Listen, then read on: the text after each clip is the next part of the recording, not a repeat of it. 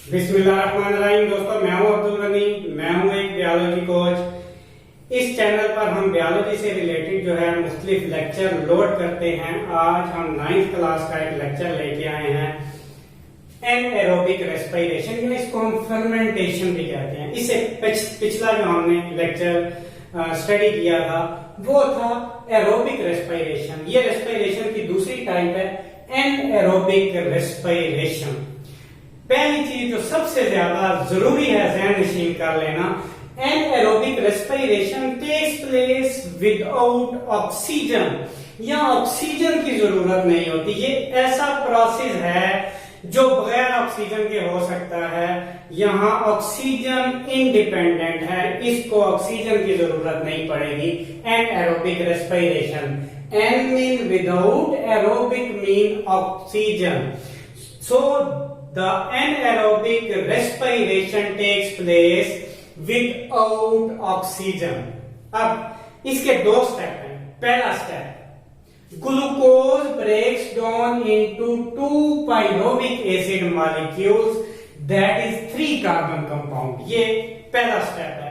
In first step glucose breaks down into 2 pyruvic acid molecules which is a 3 carbon compound, and glucose it is a 6 carbon compound। तो ये glucose जिसमें 6 carbon है ये टूट जाता है, 2 पायरोविक एसिड के मॉलिक्यूल बनते हैं जिसके अंदर 3 कार्बन मौजूद हैं। ये है जी पहला स्टेप। दूसरा step, pyruvic acid change into ethyl alcohol और लैक्टिक एसिड। दो कंडीशन हो सकती हैं, या पायरोविक एसिड चेंज होके इथाइल अल्कोहल बना देगा या फिर लैक्टिक एसिड, दोनों में से एक बनेगा, इथाइल अल्कोहल या लैक्टिक एसिड। ये आगे हम दो टाइप पढ़ेंगे एरोबिक रेस्पिरेशन की, उन दोनों में हमें क्लियर होगा कि कहां पे इथाइल अल्कोहल बनेगा और कहां पे लैक्टिक एसिड बनेगा। ये है जी दूसरा step. In the second step, pyruvic acid change into ethyl alcohol और lactic acid and energy is released. यहाँ पे भी दूसरे स्टेप में एनर्जी जो है वो प्रोड्यूस होती है और पायरोविक एसिड या तो इथाइल अल्कोहल बनाएगा या लैक्टिक एसिड बनाएगा, जो भी बनाए, लेकिन एनर्जी रिलीज होगी। ये दो स्टेप हैं जी। अब दोबारा से रिपीट करता हूं, anaerobic respiration takes place without oxygen. It completes in 2 step. In first step, glucose break down into 2 molecules of pyruvic acid, and in second step, pyruvic acid change either in ethyl alcohol or lactic acid, and energy is produced। ये हो गया जी anaerobic respiration. Anaerobic respiration को aerobic respiration में एक disadvantage है, इसको anaerobic respiration को। वो डिसएडवांटेज क्या है, जब एनएरोबिक रेस्पिरेशन होगी तो उसमें कम एनर्जी प्रोड्यूस होगी, लेस एनर्जी इज प्रोड्यूस्ड।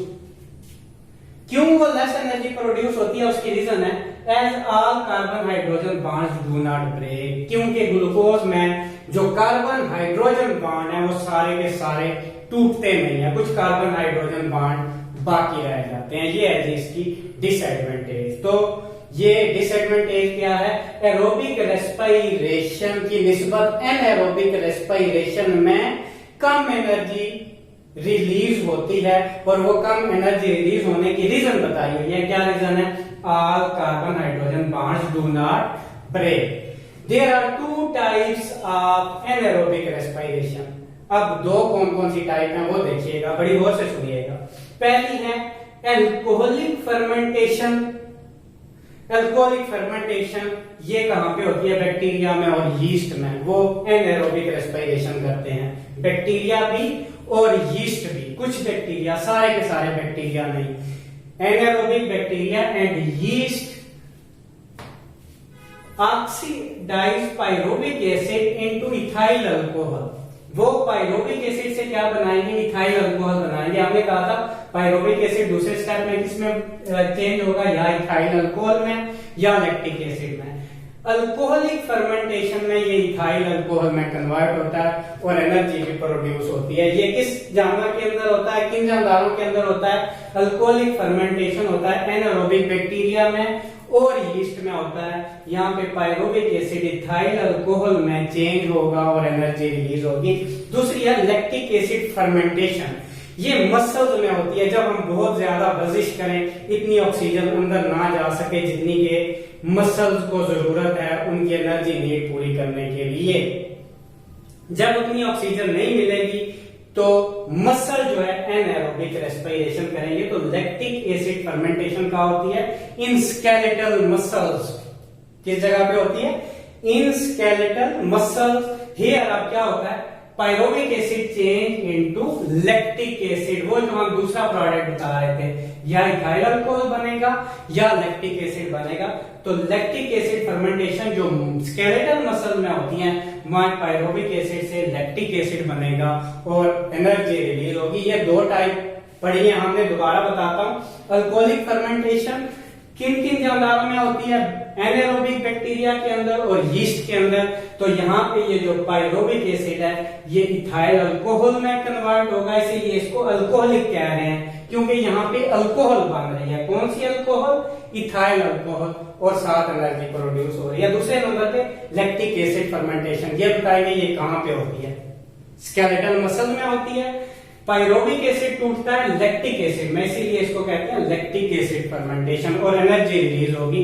ये दो टाइप्स हैं जी एनएरोबिक रेस्पिरेशन की। ये था जी हमारा आज का टॉपिक, जिसमें हमने देखा एनएरोबिक रेस्पिरेशन जो ऑक्सीजन के बगैर होती है, उसके दोनों स्टेप देखे, उसकी एक डिसएडवांटेज देखी। एरोबिक रेस्पिरेशन की निस्बत ये डिसएडवांटेजियस है, इसमें नुकसान होता है। क्या नुकसान होता है? कि इसमें एनर्जी जाया हो जाती है, सारी की सारी फूड से जो एनर्जी है वो एक्सट्रैक्ट नहीं हो पाती। इसकी दो टाइप्स पड़ी, अल्कोहलिक फर्मेंटेशन और लैक्टिक एसिड फर्मेंटेशन। ये था हमारा आज का टॉपिक, बाकी हम देखेंगे नेक्स्ट लेक्चर में। आज के लिए इतना ही, दुआओं में याद रखिएगा।